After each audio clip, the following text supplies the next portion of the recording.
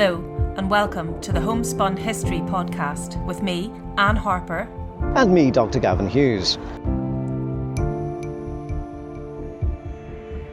Join us as we attempt to weave history and music together to tell the stories of the people, the places, and the landscapes that we love.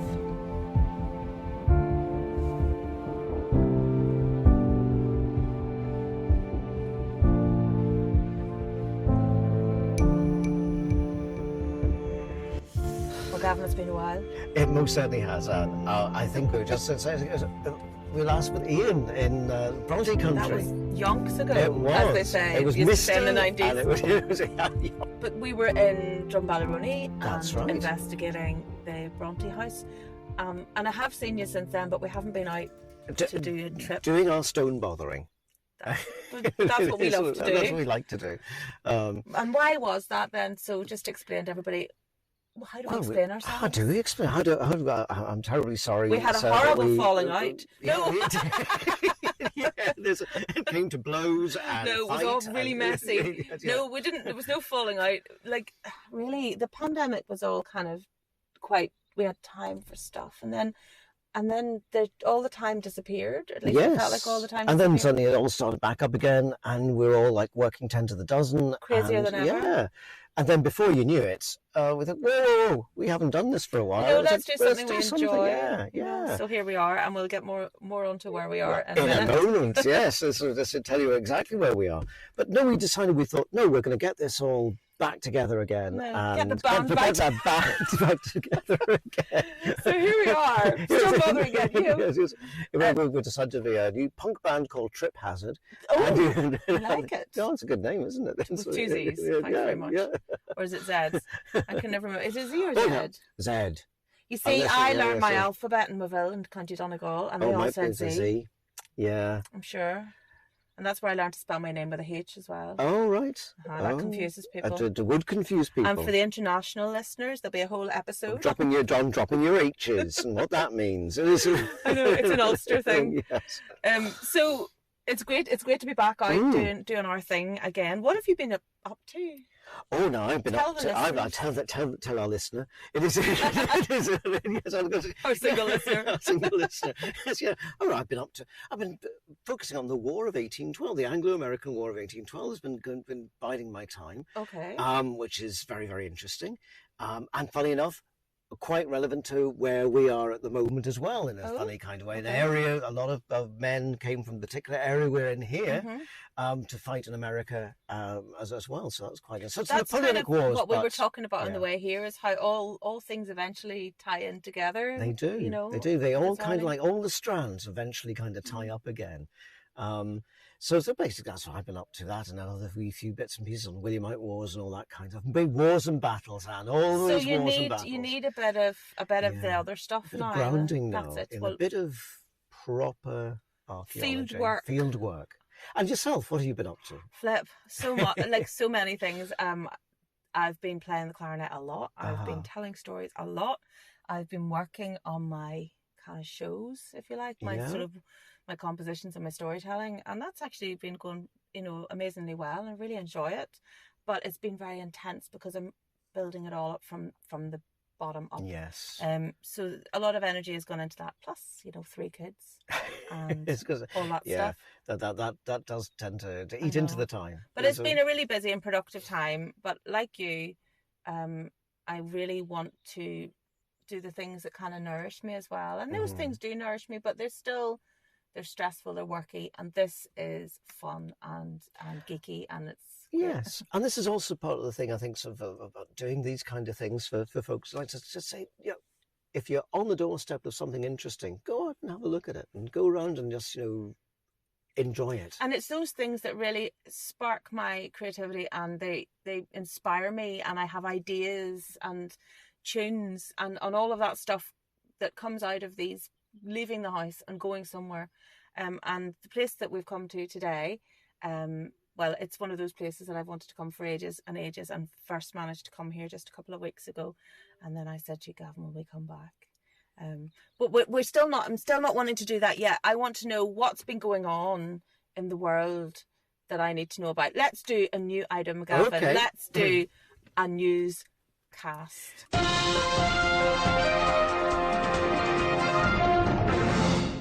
We've decided to add in a new item into the podcast every week, where we bring you some of the news from the worlds of archaeology, heritage, and maybe even music. And this week, Gavin, what have you brought? This week, I've been mainly listening to Matt Berry, who is acid jazz. Okay, you can't see my face now because it's a podcast, but I just pulled a very confused face because I'm afraid I don't know Matt Berry. I thought you said Matthew Perry. Yes, who I have heard of. Well, Matt Berry is also an actor. Oh. He's a British comic actor. You see him in things like The IT Crowd and Toast of London and all that kind of. I don't know because I known never... as being a musical instrumentalist as well. Oh. He's a multi-instrumentalist. Don't you hate those people? I know. Sickener. And what he loves is television themes. And he puts it to jazz kind of. So, are you being served done to a jazz kind of like thing? Wow, Gavin! I know. I'm obsessed by this at the moment. That's a whole genre. It is a whole there. acid jazz. Acid jazz TV themes. Though. TV themes. Look it up on Spotify. Wow, that's one of the tips for the week. Yes. Let's all be very clear. That tip has come from Gavin. Absolutely, that is my tip. That is not Anne's tip. My tip might not look quite the same.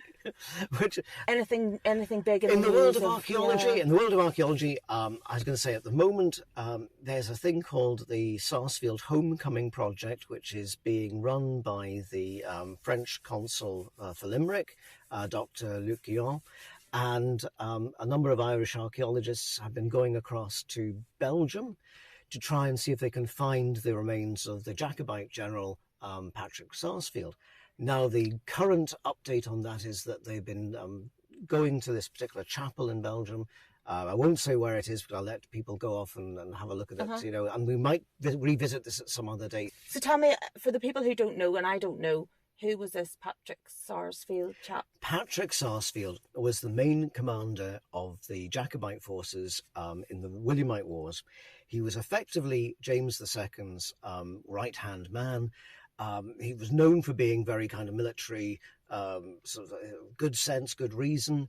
He also ended up negotiating the Treaty of Limerick, which was basically the end of the Williamite Wars with King William, and negotiating the removal of all the Irish Jacobite troops from Ireland to fight for King Louis in France. So he negotiated the withdrawal, basically, of the Jacobite troops from Ireland. Yes, he did. He effectively created the wild geese, which of course is the Irish mercenary tradition. Which and goes funnily back enough, when we started that. our podcast, we were talking about a wild goose we there, most certainly up in Hilltown. Yes, and I think that for folks, that's the first episode. Have a look. I think it's called The Red Hand and the Harp. Have a listen. That's right. About a certain. We have another controversial discussion in that one, is that it? Yes, we tend to.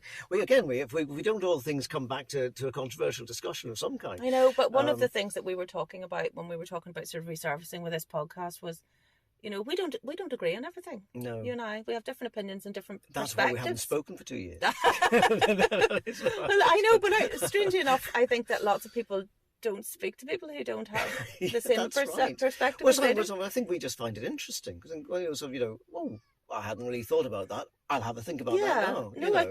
I'm never like. Sometimes your opinions are challenging for me, and hopefully I challenge you in return. But that doesn't annoy me because I kind of enjoy being challenged, and I might not agree with you. I might agree with you, but maybe one of the things I feel maybe we lost over the last number of years was the ability to kind of disagree and to think about things you don't necessarily have always accepted. Mm-hmm. You know, and I think that's revisit things. Yes, and I think from an academic point of view, the whole purpose of academia is to revisit things and constantly challenge yourself and not actually accept what you even thought might have been true 10, 15 years ago. And it's the echo chamber thing that we live in these days. It is these days, yeah. So that was part of our discussions when we were talking about coming back to this is what happens when you don't necessarily agree on everything? Do we just... I personally think that that's where the interesting stuff lives and the creative stuff. Yeah, I mean, that's where the bursts of energy and thought processes come from, I think, So... yeah, you need your yin and your yang and all of that. So I think that's something that we're really aware of. Like, you don't necessarily... have to agree with everything somebody says to get along with them. Newsflash, maybe that's the real newsflash this week. It is. So there I am as somebody supporting the Williamite side of thing, asking you all to support the Patrick Sarsfield Jacobite homecoming. Yeah, so there we go. Well done you, because like, hello, more of this, please. Yes. So that's really interesting, because I hadn't heard of him, and he also that whole period in our history here is also pops up in the place where we are today. So where are we today, Gavin? Where are we today? We are on Boa Island in County Fermanagh, right in the west, in the west of Ulster. Say that again. The west White of Ulster. in the west. White in the west. Way out west. We're way out west, and we're surrounded at the moment. We're in the car, and we're surrounded by little baby lambs and their mummies, and they're all looking at us. It is an idyllic pastoral scene. It is beautiful. It is. And the Quinn is beautiful and yellow and scented, and it finally feels like spring has arrived. Thank goodness. And we're going off to... Well, we're here at, now, I don't know quite how to say it, it's Caldra Graveyard on Boa Island. And for anyone who doesn't know, that's the place where you can come to find the famous... Dun, dun, dun. The Boa Island statues, the figures, have various names. What names have you... Oh, look at Cheryl. She's not stuck on her back, is she? Sorry. There's sheep alert. There's a sheep stuck on her back. Oh, she's okay. She's all right. There we go. She's rolled herself over. out. That's okay. That's all right. It's never good if you see it. No, she's not up yet, Gavin. Oh, no, she's not. Oh, no. I'm going to have to go and make an intervention, aren't I? She's still... No, we're going to have to go and get her in. Was that the one which was lame a wee bit? I might have to stop. Oh, God. Hold on. No, she's up. She's sorted. She's up. There we go. Oh, right. Sorry, everyone. That was just a brief sheep emergency in the field, but it's all sorted out now. She has rolled over. She's looking a bit sort of, that was a bit of a moment. We're all allowed a moment. We all had a bit of a moment. I can relate. Yes, yes, so we're going to see the Janus statue. Well, as it's sometimes known. Yes, the Janus statue on Boa Island, which is, of course, some people often see this particular statue as being iconic of County Fermanagh. It is the probably most famous statue, certainly recognisable, kind of really distinctive features, and we'll put a picture in the show notes so you can see what we're talking about. Of a little man with a beard, and that's not me. It is. New profile pic. New profile pic. And on that bombshell, shall we go and have a bit of a wander? We shall get out of the car and have a wander. Yeah. There we go. There we go. We just were joined by a family there, but we decided to let them do their thing. To enjoy this site in their own family kind of way. We've just entered sort of an enclosure around the outside, which is all overgrown with, well, beautiful white blossom on the whitethorn, yes, and willows, which you would sort of expect.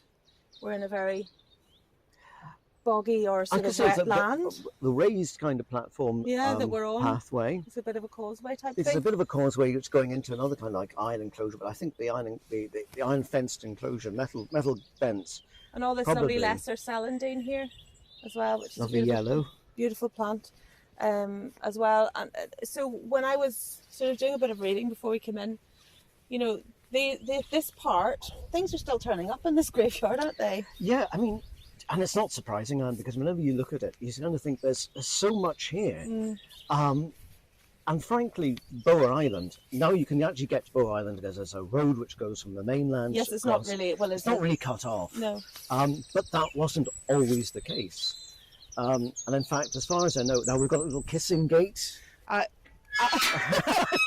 Resist. Oh, hello, duck. There's a duck flying overhead. I don't know if the microphone will pick it up, but the bird song here is, we've got a very loud blackbird somewhere singing beautifully, saying, this is mine, and I'm gorgeous, and this is spring.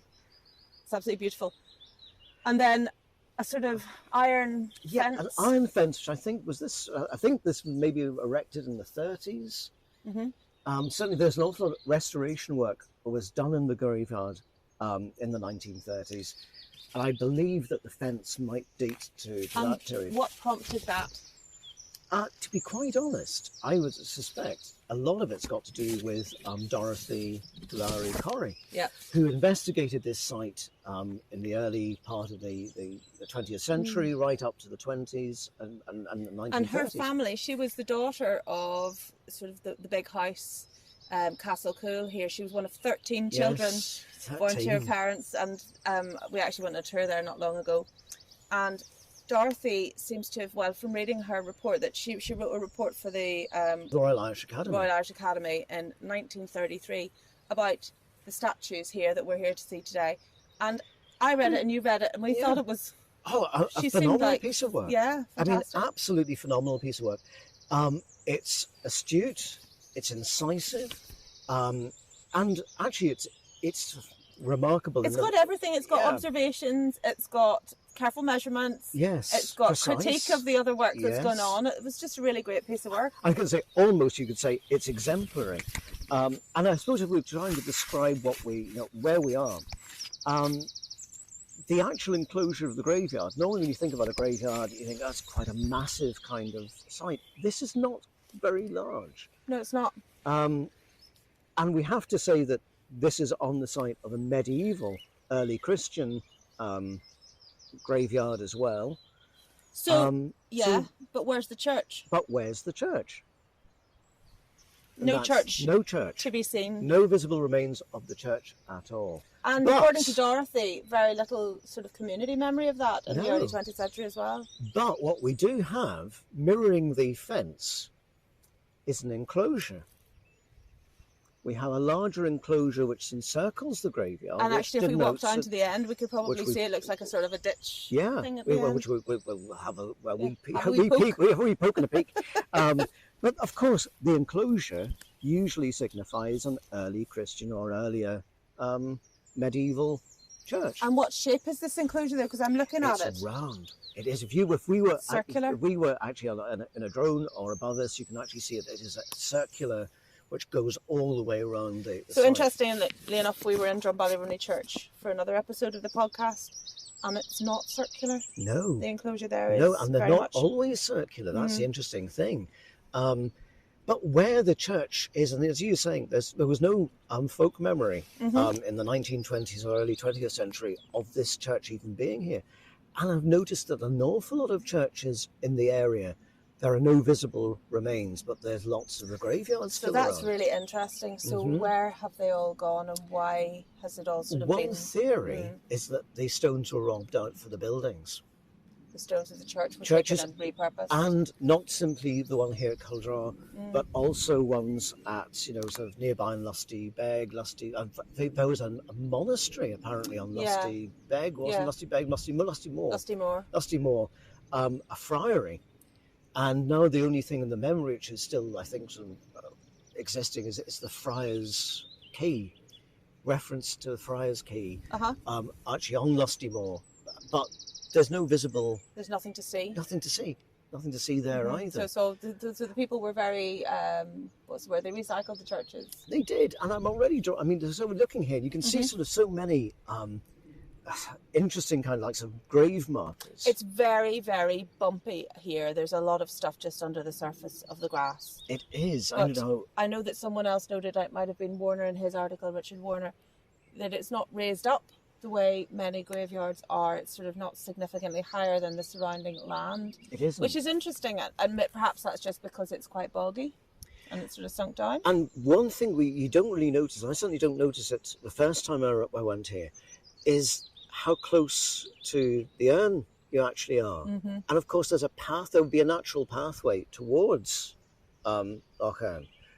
Well, I think we can hear it from here, and we can yes. perhaps even see it through those trees down there. So we're actually really, really close to the sort of end of the loch here. But it's interesting that, as I say, there's still things that we don't know about this place. And in the 2001, I think it was, Richard Warner, who was one of the eminent archaeologists at the time here, actually made a discovery here in the graveyard of the lower portion of the famous Janus statue. So let's just return. We're actually standing here looking at the Janus statue now. So we can see him out. He's looking very fine. And I say he. I mean, there is some debate. There's a lot of debate. We're going to go straight to the statue and have a look, and then we'll. And it is so stunning. I mean, like, it is just a stunning thing. What height? About 4 feet high? About 4 feet high. With a double head. Now I say double head, it's not like a double-headed snake. There's a face on one side. It is. And a face on the other. It's like I can say, a pointy-headed man. It's a very pointy beard at the bottom, bit like yourself, bit Gavin. like myself. But this is why, one of the theories is that it's a female face. Mm-hmm. I don't see a female face unless we're talking like a cultural reference. Fenella the Kettle Witch from Chorlton and the Wheelies. Right, that's gone way over my head, that one, Gavin. But I don't recognise it as a female. I have to agree with you. head. I know that there's been debate about whether it's, I say, the Janus figure is, an idea that one face looking into the future and the other one looking at the past and all of that. I quite like the idea with this, because one side has got one face, the other side's one face. I do like the idea of this kind of a godhead which kind of looks to the past and and there's no reason that couldn't be couldn't be the case. Yeah. But the name of Janus perhaps wouldn't be appropriate for here. No, it would be something different. But the deity itself, that representing this kind of overarching god or goddess of time, I think is probably quite an interesting idea. I get it, but when I look at this, I don't see a woman just from looking at it. And you know what? I'm going to also say I don't think that it's actually anything that's a pre-Christian idol. I don't think it's a. You think it's more recent? I think it's a medieval. Yeah. Or early Christian. I think that's distinctly possible. I agree. I don't necessarily think that it doesn't look to me, there's nothing like it in the sort of prehistoric kind of rock art. It doesn't look to me like an Iron Age carving, as in like sort of an Iron Age Irish tribal carving or anything like, or ancient British carving, ancient Irish carving. It doesn't strike me as an old Celtic carving. No. It does strike me as something that might have come from the 7th, 8th, 9th, 10th centuries, that kind of thing. And the other thing, but we'll go on to talk about the sort of some of the other suggestions about the whether it's a female or a male in a moment. But I'm looking at the heavy brow ridge on this, and that's a very masculine feature. It is. And the pointed thing that looks like it might be a beard. And people have raised the issue of the side of the statue, and between the two heads of this kind of lattice stuff that's been interpreted as hair. Yes, I mean that doesn't really ring true. No, lattice stuff could equally be ribs, or it could be decoration, or just simple decoration. There's a void in between the two heads, which is significant. Because some people have believed that could hold a cross at some point. Or there was a mention in one of the reports that someone had been told that it had a cross inserted into it at some point in the past. Equally, it looks a little bit like a little ballon, where the water is naturally there's gathering. Apparently some kind of Bullen stone in the graveyard somewhere here, else. Somewhere else. We'll have to look for You're that. right, it could be. There's another idea. On White Island, where there are these 8 statues of various different kinds, dating from the 9th to the 11th, 12th century. They have voids in the top, apparently, but that's part of the thing where they believe that they were actually to hold the altar stone. No, so they think that these were on White Island. They were part of the altar. Oh, okay. So it was part of a bigger. Maybe this was either part of a bigger structure, or maybe part of a pulpit. Or a lectern. Oh. I say there are so many possibilities, and I guess it raises so many questions, which is why it's such a fascinating place. It is. I mean, currently it's just being used as basically a place for votive offerings. So it's got a couple that's of okay. which is fine. And apparently, when they did excavate here not so long ago, they found over 300 coins, and those would be offerings from modern people, probably. The weird thing about that, Anne, is that all of those coins were pretty much from the 1950s onwards. Right. And since the site was rediscovered, really. Well, the excavations done by Claire Foley and Emily Murray in 2012, they were deliberately around the base of the statue for work, but they're going to put a covering on it to try and protect it, because they're very worried about how the actual stone will disintegrate in time. So they basically did a 3 metre by 3 metre kind of excavation trench. They found that as we basically just said, that the ground underneath it was extremely stony, but they didn't find any old finds, which is interesting. Well, this concrete plinth, so half of it was found, in the 19th century. in the mid-19th century, it seems, sometime around then, or perhaps earlier, but certainly recorded in about 1840 for the first time. And the top half was located, and perhaps then at some point afterwards placed on top of this concrete plinth that it now sits on. And then, as I say, Richard Warner, the archaeologist, he was at the Ulster Museum. Was here and discovered, poking out of the ground, this bottom part, which has these very sort of stylized hands, showing. So these statues, very long fingered. Very long. Well, I want to talk about that. I was going to say yes. I want to talk about that, but before that, I just want to give a quick description. You have two faces, almost like two people standing back to back, looking in two different directions. One is slightly larger than the other, which is perhaps why they've been interpreted as male and female. Actually, that's a good point. point. Slightly taller. It is ever so slightly. One of them is slightly taller than the other. An inch difference. Yeah, maybe a couple of inches. 2-3 centimeters. Both have relatively pointy chins, which has maybe been interpreted as a beard. They have these interesting mouths, perhaps even the trace of a moustache in one of them, not in this one, but on the other side. I could be more persuaded on this one, which we're looking at now, that may be female. I could be more persuaded, but I'm not really persuaded at all, because I think, to be quite honest, you're right. They do look as though they might have moustaches. She has less of a brown ridge, if that's it. She doesn't really have much of a brow ridge. So compared to the other one, so perhaps you could make the argument that it's male and female, and people have talked about that, maybe some sort of fertility statue. But the other thing that's so obvious about these, and it was sort of expanded upon by Warner then when he found the lower part of the statue, this cross, they have their arms crossed in front, very straight arms crossed across this sort of torso, yes, and then these hands which were then discovered with these very elongated fingers. And I find that very interesting. And I'll maybe talk a wee bit more about that in a minute. So we've got these two people back to back, both faces slightly different. One seems to me more weathered than the other one. So the one that we're currently looking at looks like its features may have been sort of eroded rather more than the other one. And then to our side here, there is a third figure, a third face. Yes. And this is the lusty Moor, statue, man, woman, lusty man stroke woman, which has an awful lot of votive offerings on it. It does, including plastics, which please don't do that, people. Yes, yeah. So, and this is very much weathered. I think it's probably a different stone, although I'm not an expert. And the features are harder to pick out, but again, a sort of an open mouth. And what has been interpreted by some people as an eye that was either unfinished or closed in some way. So one eye is different to the other. Now, I also think that the statue beside it has one eye. I would agree. And very clear pupil on the right as we look at it. On the right-hand side. What may be a closed eye on the left. What do you think about when you think about one eye closed and one eye open, Gavin? Well, I'm thinking of Baylor of the... That's one thing to think about. For me, the first thing I think about is the crane pose, this glam deacon, the idea of a sort of supernatural rite, where one eye would be open and one eye would be closed to give the seer, and quickly to just rewind, this is found in a lot of the early stories. Lou does it, Bamva does it, and that's another name that comes up in association with Boa Island. And it's this posture, this ritualized posture where they stood on one leg with one arm behind their back and one eye closed. And they invoke this sort of curse or this war cry.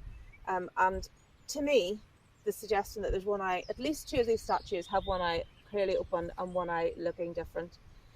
And then we add to it, they're not standing on one leg with one arm behind their back. They're standing with their arms crossed. And somebody interpreted these long fingers that we were talking about as maybe like wings.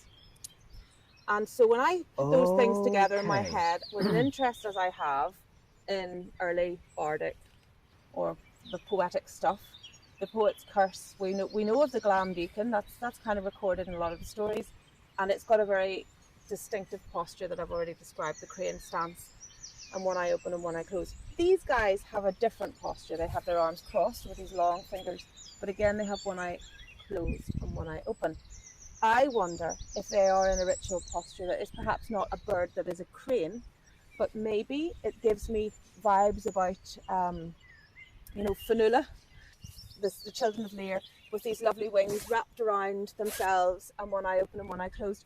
I would not be Very surprised. deliberate. It is very deliberate. I would not be at all surprised to find that there is a particular kind of pose that is associated with. So like the glam deacon, is there a forgotten right? A forgotten right, maybe. That involved maybe. covering, and I have really thought to myself, Gavin, if I stand with my arms crossed firmly across my body and open one eye and close the other and stand there for long enough, what will happen? Do I have any great insights? I'll give it a go and let you know how I'm going to say, will you become like the goddess of time? See through that veil. See through the veil. Well, I have to say, you're closing one eye. Also I'd say, practice for archery and things like that. So, I mean, yeah, there's a sort of like a military tradition with where you keen your sight to get your eye in on something. But I don't think that's got anything to do with this particular statue. I feel like these are telling us something about a rite or some sort of a practice that maybe, as you said, early medieval or late medieval. Well, maybe it was something that was done at that crossover period, because of course when Christianity was getting a hold here, there was a lot of merging between the bardic traditions and the sort of traditions of the monks and so on. One almost took over from the other, if that makes sense to you. So is that what we're seeing? Is it? I mean, when I look at them, I'm going to go back and have a wee kind of like sort of squint at the side here. Sort of you know, I'm going to see the more obviously male figure. And the brow and definitely has a moustache and a beard. You can tell he's got a beard. He's got stubbly and you can tell that the way his moustache kind of almost goes up in a curl at the side.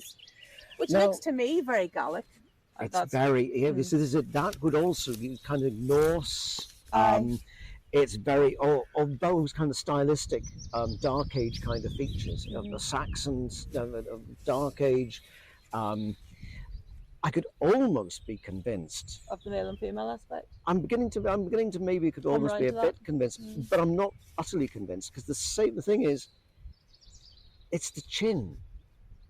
They must be representative of something that whenever, Dark Age, early Christian person came along, and they'd know exactly what this is. They'd know exactly what this is supposed to be. And the fact that we're so removed from that moment, we can really only speculate. Oh, I know, but speculating's great. Well, speculate. But this guy has both eyes open.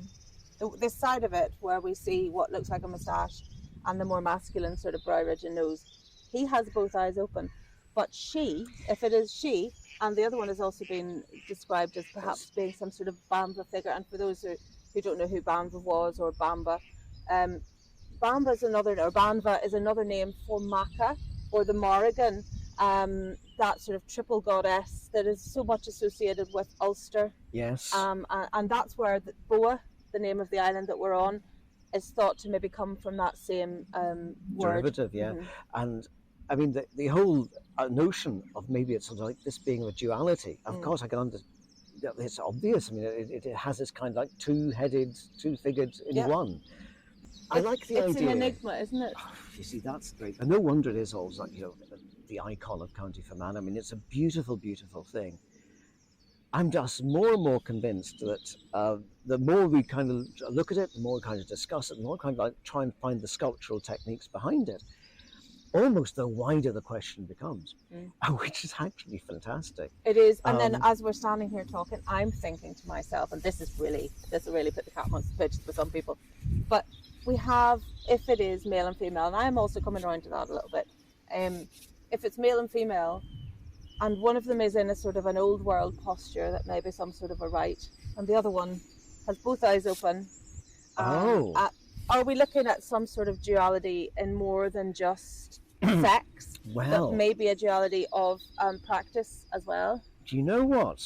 And now I'm thinking, this is the male figure is sitting in this kind of like squatting. They suggest it's like a squatting position, isn't it? Like he's like like a school, like you would do in the school. You're cross-legged, and there's been some. Oh right, okay. There've been some references to that, but I don't really see that. I see the arms really. Yeah.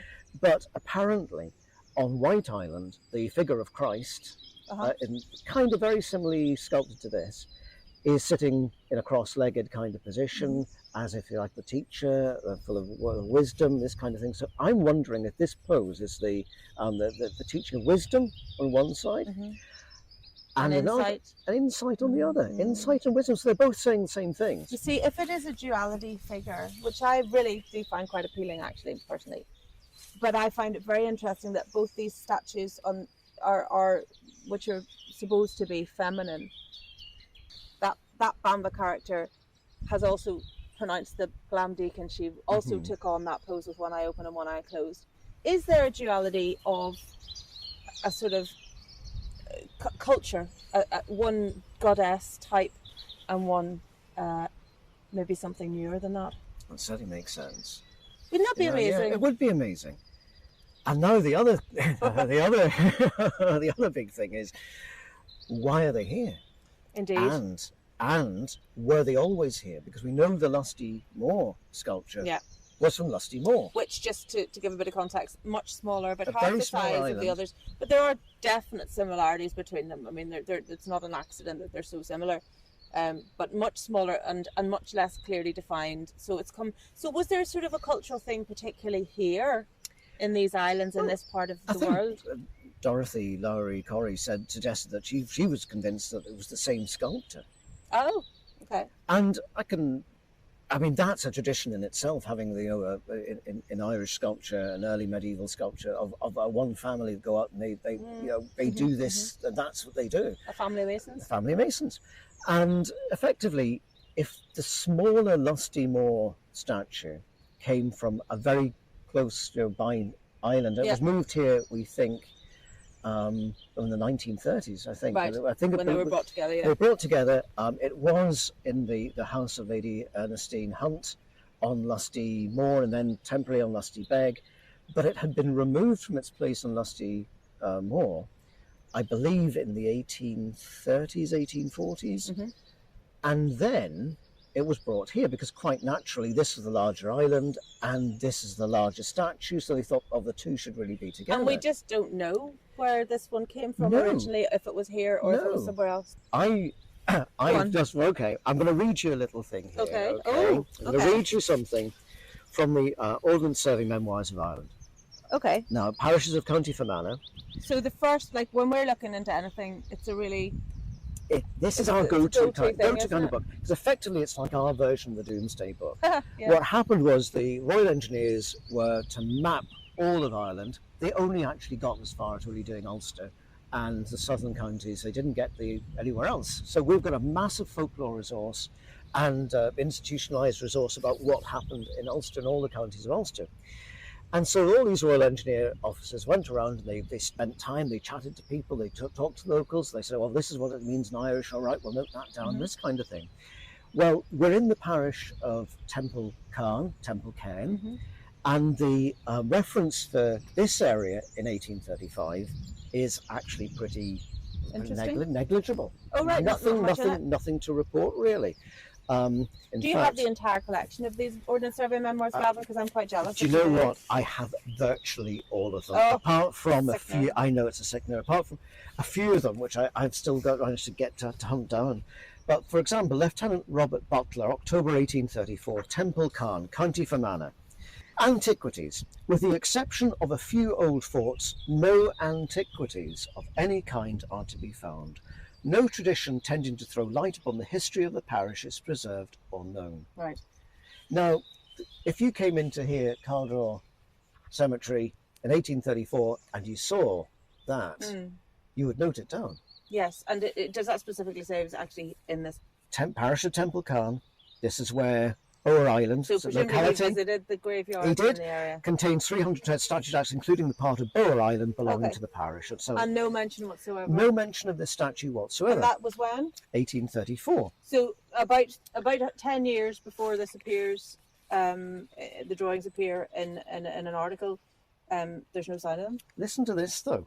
Parish of Boho, County Fermanagh. Statistical report by Captain Alexander Henderson, January 1834. Right. So we're talking about a completely different sort of parish. Several parishes below this one. Okay. And in between we've got Inishmacsaint and Devonish, which are two famous for having monasteries and abbeys. Boho, which is also comes from the same derivatives we were talking about, Yes, so and Banva, and can sometimes be pronounced as Boa. Boa, of course.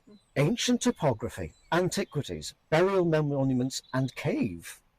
Now, the interesting thing is, of course, this isn't relating to this site. This is a different parish. In the townland of Turlough, near the site of an old monastic building, there is a stone about 5 feet high and about 1.5 foot by 6 inches, rudely carved on each side. But the figures, though in tolerably good relief, are not sufficiently characterized to warrant anything more than conjecture as to whom they were intended to represent.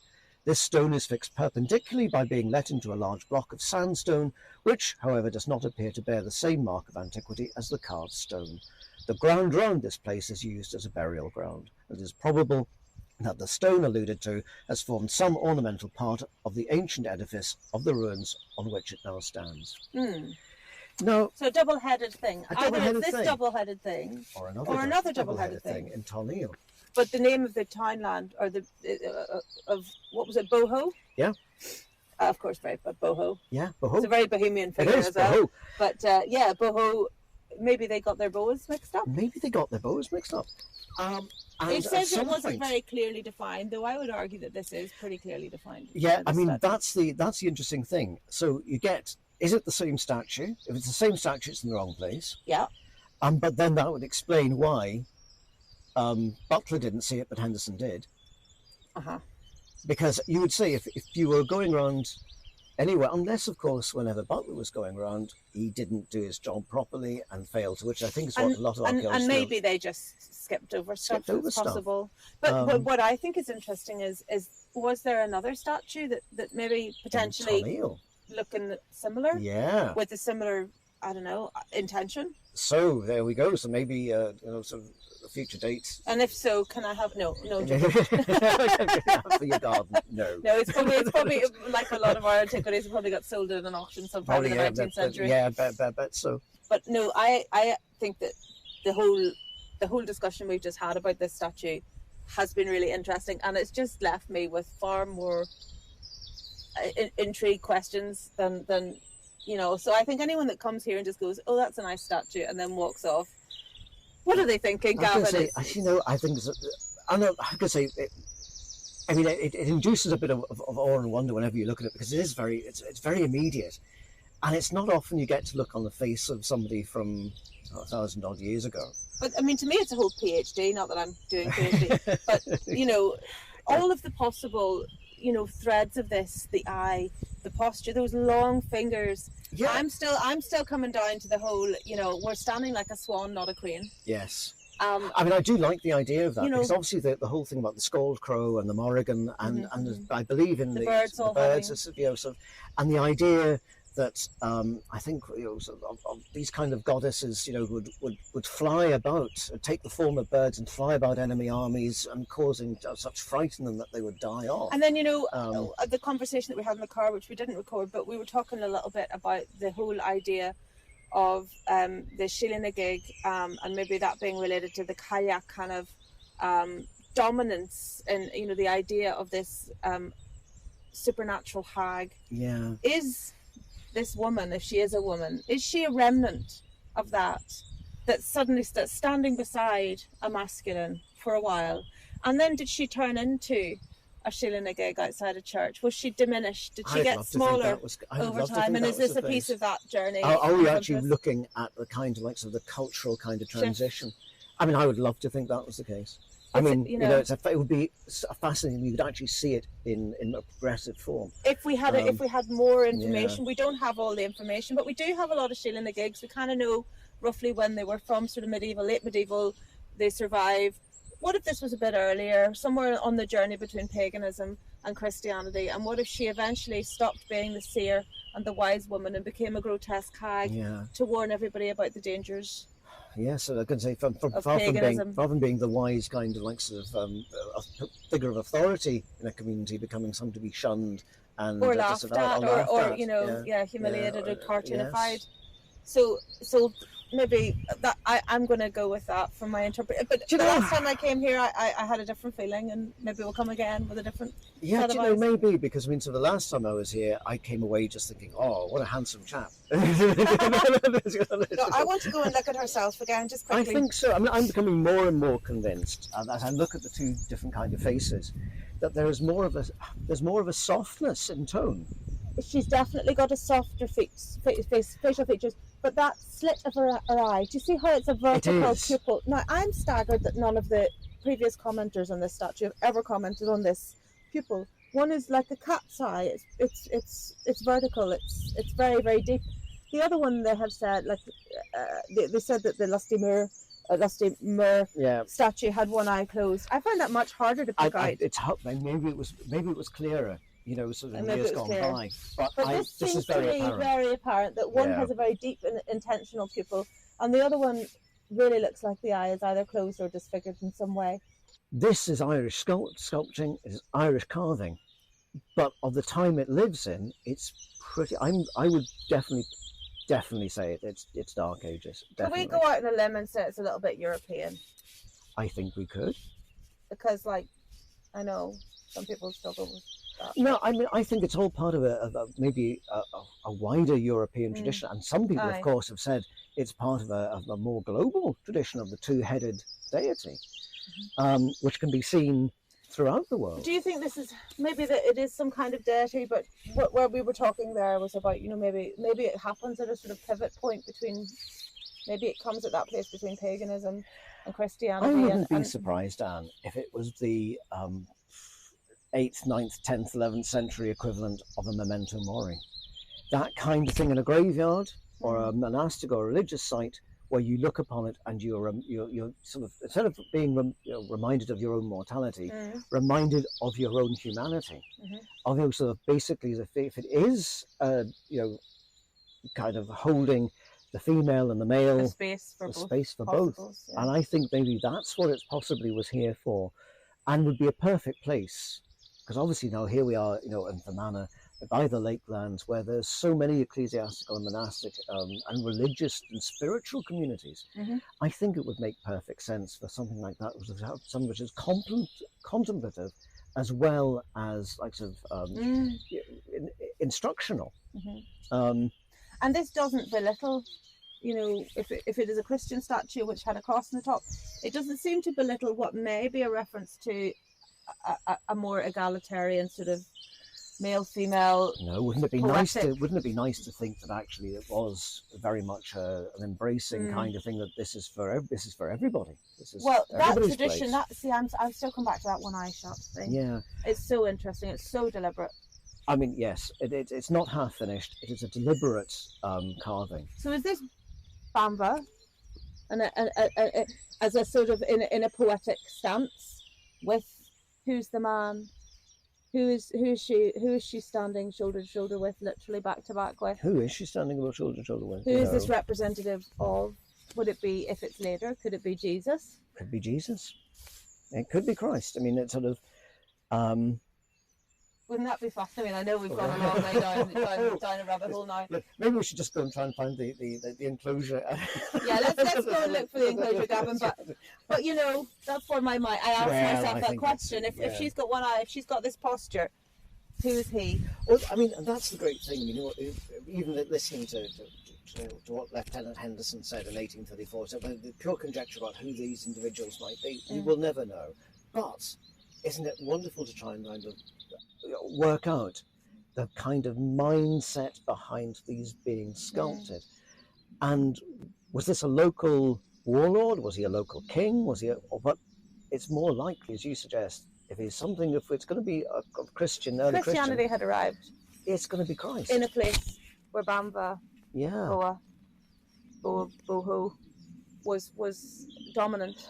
And it wouldn't be the first time that you get the merging of two deities, a local deity with Christianity. It wouldn't be the first time you get an incoming religion moulding, like, for example, when the Romans come over with Sulis Minerva in Bath, you get the local goddess Sulis, Sula, ends up being merged with Minerva, so you get Minerva Sulis. And as we know with Christianity, very often the pagan deities, the likes of you know, Laban and any number of others were kind of gradually subsumed within the Christian faith, maybe as saints, or perhaps in the case of a pagan goddess where we weren't particularly egalitarian organisation, we might turn her into a hag and stick her on the outside of our church.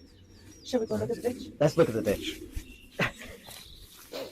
Of course, we haven't even got as far as discussing the other thing which I wanted to talk about. Which that we're in County Fermanagh today. Yes, we're in County Fermanagh.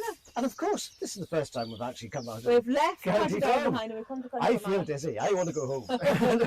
We're in Maguire country. We are in Maguire country. We're no longer in McGuinness country, we're in Maguire country. And so obviously my job is to bring you a piece of music. Of course it is, yes. And so when I was looking into the Maguires and thinking about music, I was reminded that Ireland's perhaps greatest travelling harper, known as the last of the bards, was Turlough, who was born in Nobber, County Meath. He was in love with a woman called Bridget Cruz, but she was above him in social status. And he ended up marrying, quite late in life, around the age of 50, we think, a woman from County Fermanagh called Mary Maguire.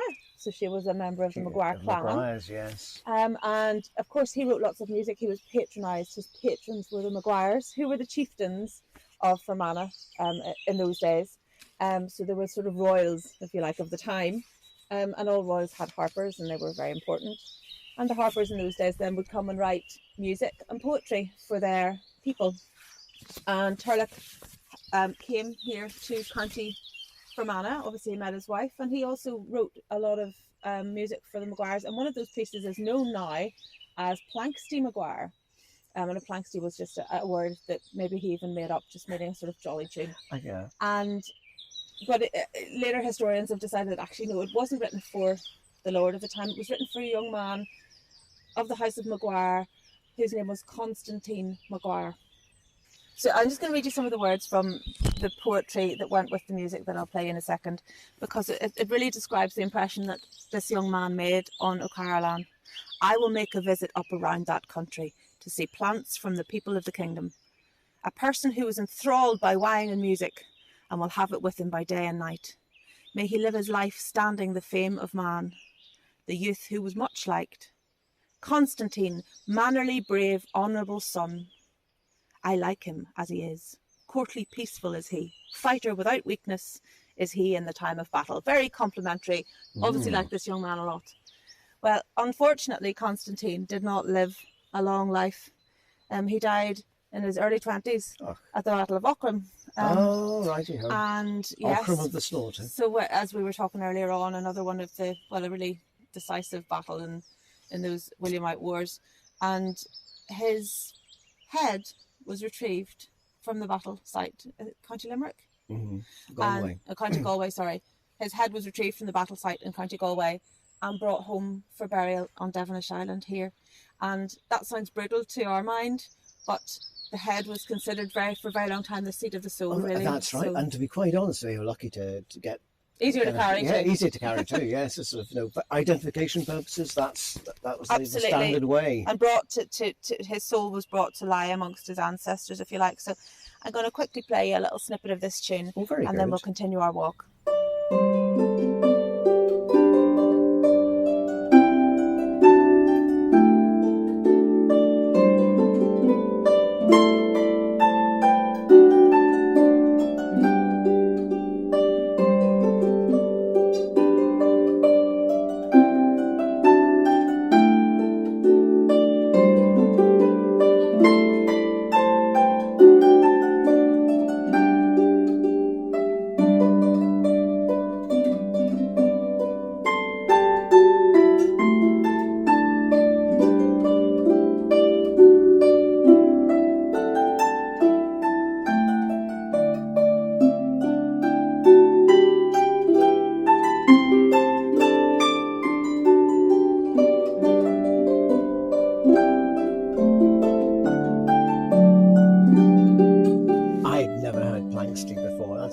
Such a lovely light tune, and those words written by O'Carolan, so kind of almost devastatingly prophetic.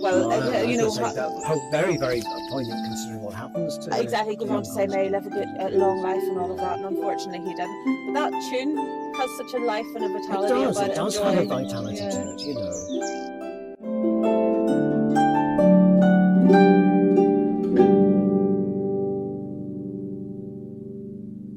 Oh, So I love to think of that little portrait of one of the Maguires written by one of the great Harpers and still yes. being played today.